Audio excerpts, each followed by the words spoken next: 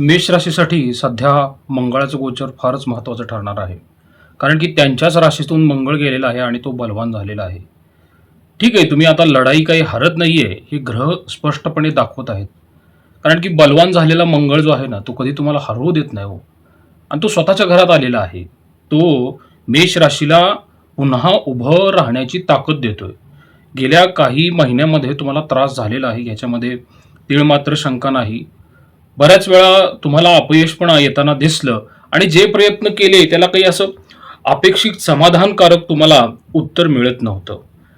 काही जणांचं प्रमोशन लांबलं गेलं, काही जणांना नोकरीत अडचणी आल्या, व्यवसायामध्ये पेमेंट्स डिले होत असतील, काही जणांच्या घरामध्ये काही कलहजन्य परिस्थिती उत्पन्न झाल्या. पण काय झालेलं आहे, गुरुचा आता 4थ्या भावातून उच्च गोचर चालू झालेला आहे. आणि इथं 4था भाव म्हणजे मनःशांती, सुख, स्थैर्य याच्यासाठी तो मानला जातो. अनेक वेळा काय होतं, मानसिक ताण तुम्हाला सहन करावा लागतोय. याचं कारण असं आहे की गुरुचं 4थं गोचर उच्च असलं तरी त्या ठिकाणी गुरु हा स्थानबल देत नाही, पण राशीबल देत आहे. हे शास्त्रामधला अगदी मूलभूत नियम समजावू शकता तुम्ही. ठीक आहे, वाहन, मालमत्तेशी संबंधित विचार हे पुढे जाऊ शकतात. शिक्षणासंबंधित विशेष निर्णय तुमच्याकडून होऊ शकतात. ही ह्या गुरुची लक्षणं आहे. पण हा गुरु काय करतो, तुम्हाला मानसिक स्थैर्य नक्की कुठं आहे याची जाणीव मनातून करून द्यायला सुरुवात करतो. पण मग काय होतं, एखादा प्रापंचिक व्यक्ती असेल की नाही, तर त्यावेळेस त्याला आता ह्या शनीचा एक वेगळाच थोडा धडा शिकायला मिळू शकतो.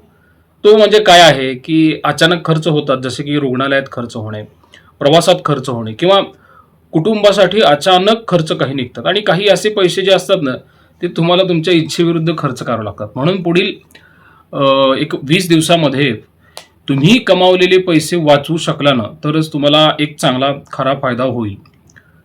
राहूचं गोचर कसं आहे, सध्या लाभ भावातून आहे. आणि अनेकदा अशी परिस्थिती निर्माण होते की अचानक काही लोक तुमच्या आयुष्यामध्ये येतात, तुम्हाला मोठी आश्वासने देतात, स्वप्न दाखवतात. पण प्रत्येक जण काही मित्र नसतो ना, हे तुम्हाला माहीत आहे. आणि काही लोक फक्त तुमच्या यशाशी जोडलेले असतात. म्हणून एक प्रश्न तुम्ही स्वतःला विचारा बरं का, की आज तुमच्या आयुष्यात असे कोण लोक आहेत जे फक्त तुमचा उपयोगच करून घेत आहेत. आणि असतील तर तुम्ही थोडं सावध राहा. कारण कसं आहे, राहूचा काळ तुम्हाला खरे आणि खोटे मित्र ओळखायला लावतो. तसंच पंचम भावातून केतूचं गोचर असल्यामुळे प्रेमसंबंध आणि संततीविषयक बाबींमध्ये अनावश्यक वळण येऊ शकतं. म्हणजे ज्यांचे प्रेमसंबंध सुरू आहेत ना, त्यांना जोडीदार अचानक दुरावल्यासारखा वाटू शकतो आणि संवादही कमी होऊ शकतो, गैरसमज थोडे वाढू शकतात. तसंच काय होतं, विद्यार्थ्यांसाठी पण थोडा हा काळ जो आहे ना, तो मिश्र असेल. अभ्यासाची क्षमता चांगली आहे, तुम्हाला बुद्धी आहे, पण सध्या तुमची एकाग्रता कुठेतरी हरवल्यासारखी वाटते. मी बऱ्याच वेळा सांगतो बरं का, की मोबाईल किंवा सोशल मीडियामुळे तुमचं डिस्ट्रॅक्शन खूप झालेलं आहे. म्हणून विद्यार्थ्यांनी विशेष शिस्त ठेवायची आहे, कारण त्यांना ध्येय गाठायचं आहे. म्हणून मला असं सुरुवातीला सांगू वाटतं, की हा काळ तुम्हाला दोन्ही गोष्टी देईल. एक म्हणजे संधी पण देईल आणि दुसरी म्हणजे परीक्षा पण देईल. आणि संधी गुरु आणि मंगळ देणार आहेत, पण परीक्षा कोण घेणार आहे, शनी आणि केतू. आणि जे तुम्हाला सांगतो स्वतःवर नियंत्रण ठेवतात ना, म्हणजे कसं, रागावर नियंत्रण ठेवणे, खर्चाचं व्यवस्थित नियोजन करणे आणि महत्त्वाचं म्हणजे चुकीच्या लोकांपासून अंतर ठेवतील ना, तर त्यांच्यासाठी पुढील एक 18 ते 19 दिवस जे असतील ना, ते नवीन दिशा देणारे ठरू शकतील. आणि मला एक शेवटी सांगा तुम्ही, की तुमच्या आयुष्यात सर्वात मोठी समस्या कोणती आहे? जसं की प्रेम असेल, काही जणांना नोकरी व्यवसाय असेल, कुटुंब असेल किंवा काही कायदेशीर बाबी असतील. ह्या कोणताही गोष्ट तुमच्याशी जुळली असेल तर फक्त कमेंटमध्ये लिहा. आता आपण विचार करूया करिअर, म्हणजे जे लोक नोकरी करतात. मंगळ स्वगृही असले की नाही, काय होतं, तुमच्यात ऊर्जा आणि पुढाकार घेण्याची शक्ती वाढते. जे काम तुम्ही आत्तापर्यंत संकोच ठेवून करत होता ना, त्यासाठी तुम्ही आता मानसिकरित्या तयार झालेला आहात. आणि गुरु 4थ्या भावावरून 10व्या भावावर दृष्टी देतो ना, त्यामुळे वरिष्ठ लोकांचा पाठिंबा आहे. तुमच्या कामाची दखल वरिष्ठ घेतील आणि एखाद्या महत्त्वाच्या प्रोजेक्टची तुम्हाला जबाबदारी मिळेल. म्हणून कसं होतं, इथं अचानक प्रमोशन मिळण्याचे किंवा बदलीचे पण योग जे आहेत ना, ते तयार होऊ शकतात. सरकारी नोकरीसाठी कसं आहे, परीक्षा द्या, पण वेळ लागेल, हार मानू नये असं मला वाटतं. तसंच काही IT क्षेत्रामध्ये जॉब करणाऱ्या लोकांना पण करिअरमध्ये थोडाफार झेप मिळण्याची संधी असू शकते. एक गोष्ट मात्र लक्षात ठेवा बघा, की तुमच्या ऑफिसमध्ये असे काही सहकारी आहेत, जे तुमच्या यशाने जरा त्यांना त्रास होतो. म्हणून चुकीचे इम्प्रेशन निर्माण करण्याचा तुमच्या बाबतीत प्रयत्न होऊ शकतो, कारण की राहू लाभभावातून गोचर करतोय. तसंच जे मेष राशीच्या व्यक्ती आहेत आणि त्या व्यवसाय करतात ना, तर लक्षात घ्या हा मंगळ तुम्हाला एक चांगला ऑर्डर मिळवून देईल. आणि त्यांच्यासाठी कसं आहे, पुढचे 20 दिवस जे असतील ना, ते व्यवसायातल्या कुठेतरी अडकलेली कामं, अडचणी ह्यांना कुठेतरी तो खुला मार्ग करून देत असतो. फक्त जे लोकं अन्नधान्य क्षेत्र असेल, हॉस्पिटल क्षेत्र आहेत, त्यांना काही ना काहीतरी मग कायदेशीर बाबींना थोडंफार तोंड द्यावं लागू शकतं. आता लाभस्थानातला राहू आहे की नाही, तर तुम्ही प्रत्येक वेळी कागदपत्र व्यवस्थित तपासा. आर्थिक गुंतवणुकीच्या बाबतीत जर विचार केला की नाही, तर 12व्या भावात शनी असल्याने मोठ्या प्रमाणात कर्ज अजिबात घेऊ नये. हळू तुम्ही सुनियोजित तुमच्या व्यवसायाची वाढ करा. आर्थिक स्थितीच्या बाबतीत जर विचार केला की नाही, की कसं होतं की एकीकडे राहू 11व्या भावात असल्याने अचानक लाभ मिळण्याची शक्यता असते. म्हणजे अनएक्सपेक्टेड इन्कम, बोनस किंवा जुनी येणी वसूल होणे. पण दुसरीकडे शनी 12व्या भावात असल्याने खर्चही वाढत असतो. हे बचत करण्याचा हा उत्तम काळ आहे. घराशी संबंधित काही खर्च असतील, दुरुस्ती असेल, त्या होऊ शकतात. ते खरेदीसाठी पण हे जे दिवस आहेत ना, हे चांगले असतील.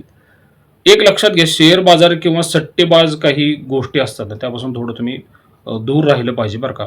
जुगार सदृश्य गोष्टी ज्या आहेत ना, त्या तुम्हाला नुकसान पोहोचवू शकतात. त्यामुळे त्याच्यापासून लांब राहता येईल तेवढं राहा. तसंच कसं आहे, कुटुंबासाठी जर विचार केला की नाही, तर गुरु 4थ्या भावात उच्च असल्याने काय होतं, कुटुंबात एक विशेष आनंदाचा काळ येतो. एक घरात काही ना काहीतरी शुभ कार्य घडू शकतात. तुमच्या आई आजारी असतील, तर ह्या काळात थोडं त्यांची तब्येत सुधारू शकते. उपचार थोडे फलदायी ठरू शकतात. आणि घराशी संबंधित कोणताही निर्णय म्हणजे घर खरेदी, दुरुस्ती, नवीन घर ह्या गोष्टी तर अनुकूल झालेल्याच आहेत. मी थोड्या वेळापूर्वी सांगितलं. मात्र मंगळ तुमच्या राशीत असल्याने काही वेळा राग तुमचा उफाळू शकतो बरं का. लहान-सहान गोष्टीवर भांडण होतात. त्यामुळे स्वतःवर नियंत्रण ठेवा, विशेषतः वडील किंवा थोरल्यांशी. विवाह आणि वैवाहिक जीवन मेष राशीसाठी सध्या कसं आहे, कारण की 4था गुरु असल्याने कसं आहे, लग्न योग जे आहेत ते थोडेसे पुढे गेल्यासारखे जाणवतात. हे तुमची मते तुम्ही ठामपणे मांडताल, पण हेच तुमच्या जोडीदाराला अग्रेसिव्ह वाटू शकतं. आणि 12व्या भावातला शनी काय करतो, थोडंसं वैवाहिक जीवनामध्ये अडचणी पण आणू शकतो. जे लोक विवाह करू इच्छितात, मी त्यांच्यासाठी हे सांगतोय. हे कसं आहे, लाभभावातला राहू काय करतो, नवीन ओळख निर्माण करतो, पण लगेच निर्णय घेऊ देत नाही. किमान 6 महिने तरी पुढं ढकलले जाऊ शकतात. मेष राशीच्या बाबतीत जर विचार केला ना, तर पंचम भावातला केतू काय करतो, प्रेमसंबंधात काहीतरी गुंतागुंत आणतो. जर तुम्ही एखाद्या नवीन रिलेशनशिपमध्ये असाल, तर उतावळेपणा टाळला पाहिजे आणि समोरच्या व्यक्तीला समजून घ्या आणि विश्वास हळू तुम्ही ठेवा. एकदम विश्वास सध्या ठेवणं योग्य नाही. विद्यार्थी आणि शिक्षणाच्या बाबतीत जर विचार केला की नाही, तर केतू पंचम भावात असल्याने शिक्षणात एकाग्रतेचा अभाव जाणवत आहे. मन भटकत आहे. मी तुम्हाला सुरुवातीला पण म्हणालो, की लग्नात मंगळ असल्याने मेहनत करायची इच्छा आहे, पण एकाग्रता कमी पडते आहे. त्यामुळे कसं आहे, थोडंसं तुम्ही त्याच्यावरती नोट्स बनवा, रिव्हिजन करा आणि जास्तीत जास्त फोकस कसा ठेवता येईल तो तुम्ही विचार करा, त्याच्यावर काम करा. पण सातत्य ठेवलं ना ह्या बाबतीत, तरच तुम्हाला पुढच्या वर्षी यश मिळेल. परदेशी शिक्षणाचा जर विचार केला की नाही, 11व्या भावातला राहू काय करतो, फॉरेन एज्युकेशनसाठी स्कॉलरशिप मिळवून देऊ शकतो. संतती आणि मुलांच्या बाबतीत जर विचार केला, तर 5व्या भावात केतू असल्याने मुलांशी संबंधित काहीतरी काळजी राहते. म्हणजे आरोग्याकडे लक्ष देणं, विशेषतः पोट, श्वसनाचे आजार किंवा मुलांशी थोडा संवाद पण तुम्ही वाढवला पाहिजे. जे पालक मुलांच्या भविष्याची काळजी करत आहेत ना, त्याच्या आवडीच्या क्षेत्रामध्ये तुम्ही त्याला जास्त प्रोत्साहन देण्याचा प्रयत्न करा. कारण 4थ्या भावातला गुरु हा काय करतो, दशम भावावर दृष्टी टाकतो. पण 4था भाव हा पंचम भावाचा व्यय भाव मानला जातो. म्हणून आणि आरोग्याच्या बाबतीत जर विचार केला, तर मेष राशी ही शास्त्राप्रमाणे डोके आणि मेंदू यांचं प्रतिनिधित्व करते. आणि तिथे मंगळ आलेले थोडी डोकेदुखी किंवा उष्णती संबंधित त्रास होऊ शकतात. शारीरिक कसे विचार केला, तर आहारात तुम्ही तेलकट, तिखट टाळणं पाहिजे आणि वाहन मात्र फार तुम्ही सावधगिरीने चालवा. काळजीपूर्वक लक्ष देऊन सावकाश चालवा. त्याची फार गरज आहे सध्या. इथून पुढे एक 25 दिवस तरी. भावनिकतेसाठी तुम्ही कसं केलं पाहिजे, रागावर नियंत्रण ठेवलंच पाहिजे बरं का. आणि कोणाशी तरी तुम्ही तुमचा राग शेअर करा. तुमचे घरातले नातेवाईक, मित्र किंवा एखादी विश्वासू व्यक्ती पाहिजे, त्याच्याशी शेअर करा. सगळ्यांशी शेअर करत बसू नका, तुमची थट्टा होईल. नाही तर जमीन खरेदीच्या बाबतीत जर विचार केला, काही जणांना प्लॉट, शेतजमीन यांची गुंतवणूक जी असते ना, ती फायदेशीर ठरते, पण कागदपत्र मात्र नीट तपासली पाहिजेत. त्यामुळे हा काळ कसा आहे, खरेदीसाठी, वाहन खरेदीसाठी पण चांगला राहील. पण मी तुम्हाला सुरुवातीलाच म्हणालो, की अपघाताच्या बाबतीत थोडं सावधान राहिलं पाहिजे. मेष राशीच्या बाबतीत कसं आहे, 12व्या भावात शनी असल्यामुळे, राहू 11व्या भावात असल्यामुळे परदेश प्रवासाची शक्यता, शिक्षण, व्यवसाय किंवा कोणत्याही गोष्टीसाठी परदेशात जाण्याची संधी येऊ शकते. आणि तुमच्या कामात प्रगती मात्र होणार आहे. फक्त काय होतं ह्या काळात घरच्यांची आठवण येते जेव्हा तुम्ही दूर जात असता. ही साधी गोष्ट आहे आणि स्वाभाविक आहे, प्रत्येक सामान्य व्यक्तीला होत असते.